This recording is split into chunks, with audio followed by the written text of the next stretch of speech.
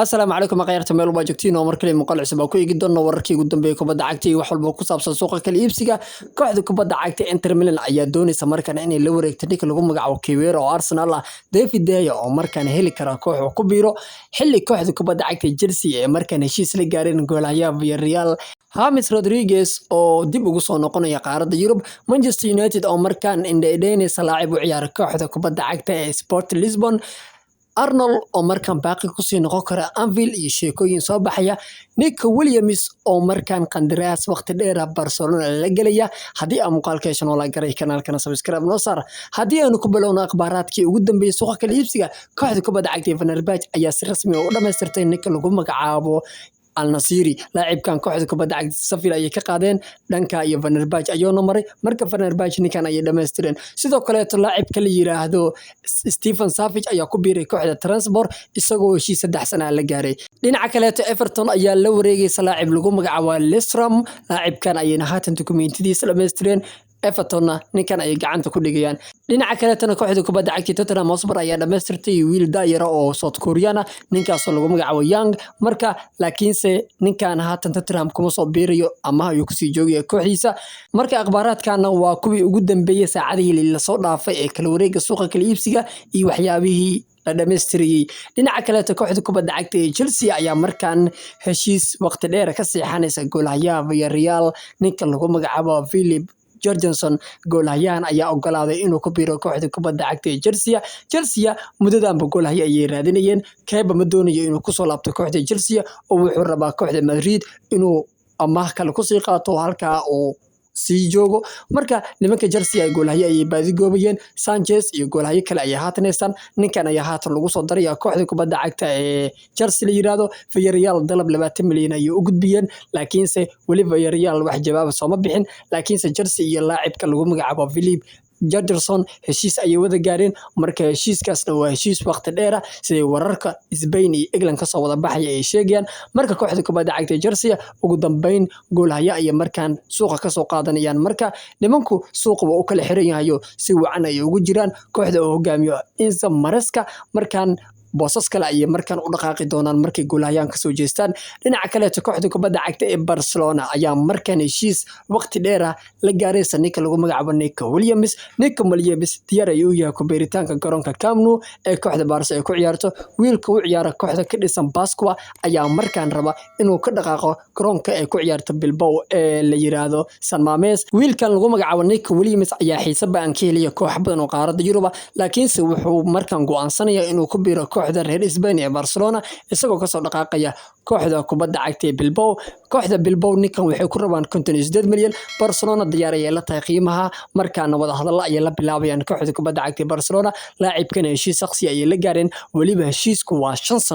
sanadood heshiisa ayuu Nico Williams kooxda kubadda cagta Barcelona qalinka ugu doogaya sheekadu hadii la isku wada waafaqo dhinaca kale kooxda Manchester United ayaa markan u dhaqaaqaysa laacib u ciyaara kooxda kubadda cagta Sport Lisbon laacibkan ayaana ka ciyaara qadka dhexe laacibkan waxaa lagu magacaabaa Hodgman ninkan waa ninkii Ingiriiska goolka wax kale ka dhalinayay marka ninkan la yiraahdo Hodgman ayaa markaa rabaan inay Manchester soo qaataan iyagoo ka cabsi qaba xoogaha kooxda Paris Saint-Germain inay sheekada ku qaaliyayaan oo ninka ugaartiya marka kooxda Manchester United haatan ninkan ayay liiska ku darsadeen waliba waxay rabaan si degdeg ah ninkan in sheekadiisa loo galo laguna soo afjiro marka kooxda kubadda cagta Manchester United Sport Lisbon ay markan duulaan ku qaadeen laacibkan qadka dhexe uga ciyaara ay markaan rabaan inay soo qaataan kooxda hogaamiye Tenag ayaa diyaar u ah in ciyaartoy badan oo qad dhexa kooxda Manchester lagu soo daro marka Manchester qadka dhexe ay markaan si aad iskaga adkeynayaan sidoo kale Paris Saint-Germain iyo iyagu wali heshiis rasmi ah ma dhexmarin labada dhinac laakiinse Manchester United ayaa heshiis la gaartay ninka lagu magacaabo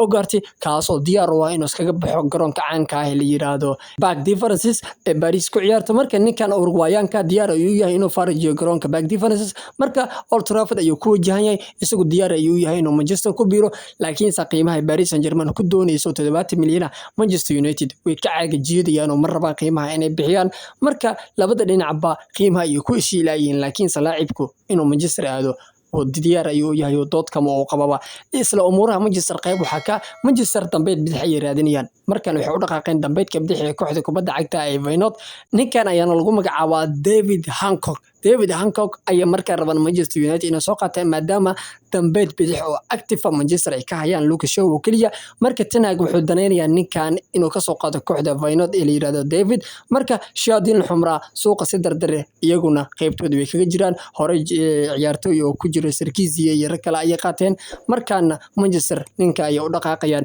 dhinaca kale kooxda kubadda cagta Arsenal ayaa ugu dambeyn ogolaatay inay fasaxaan Emirates-na oo Farogeni lagu magacaabo Kiwiro wiilka reer Poland ayaa markan u dhaqaaqaya dhanka Talyaaniga isagoo dalabyo ka helaya AC Milan, Juventus iyo Inter Milan laakiinse kooxda kubadda cagta Inter Milan ayaa haatan diyaar u ah Kiwiro inay soo qaataan Emirates-na ay ka keenaan marka kooxda kubadda cagta ee Inter Milan ayaa haatan dadar gelinaysa sidii ku heli lahayd Kiwiro dhinaca kale kooxda kubadda cagta ee Real Madrid ayaa markan qorshihii ay dejiyeen inuu u guuleysanayo ee u egtahay Real Madrid ayaa rabta inay free ku qaadato ninka lagu magacaabo Arnold xil ciyaareedka soo socda kooxda kubadda cagta ee Liverpool ninkan waxay rabaan inay celiyaan Anfield ee baaqi ee kaga sii dhigaan Madrid ayaa ayaantan la soo baxday qaacida ah ama baleen ah inay ciyaartooyda ay doonayaan ay dhahaan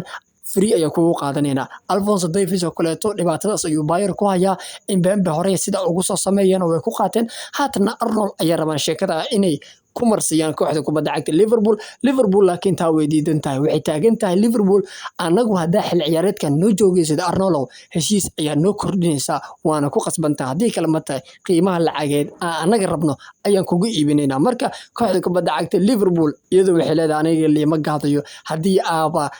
free ah in rabto ku dhaqaaqdo hadaba ku iibinayaaba marka Arnold iyo Liverpool iyo Madrid waa saddex xagal ayaantan warkooda aan caadi ahaynba dhinaca kale James Rodriguez ayaa markan dib ugu noqonaya qaaradda Yurub isagoo markan ku biiri kara kooxda kubadda cagta ee Porto kooxda Portugiiska ayaa xiiseynaysa ninkan inay la soo wareegaan si free ayayna ku heliyaan ninka lagu magacaabo James Rodriguez marka James Rodriguez oo hore qaaradda Yurub ugu soo ciyaaray waliba Real Madrid iyo kooxo kale oo Portugiis u soo ciyaaray marka wiilka reer Colombia markan qaaradda Yurub ayuu dib ugu soo noqonaya kooxda ka dhisan Portugiiska ee FC Porto ayuu ku biiri karaa dhinaca kale kooxaha horyaalka Sacuudiga iyo kuwa MLS-ka ayaa miiska u saaran inuu kala doorto ninka lagu magacaabo David De Gea walow xitaa kooxo badan oo Talyaaniga ka ciyaara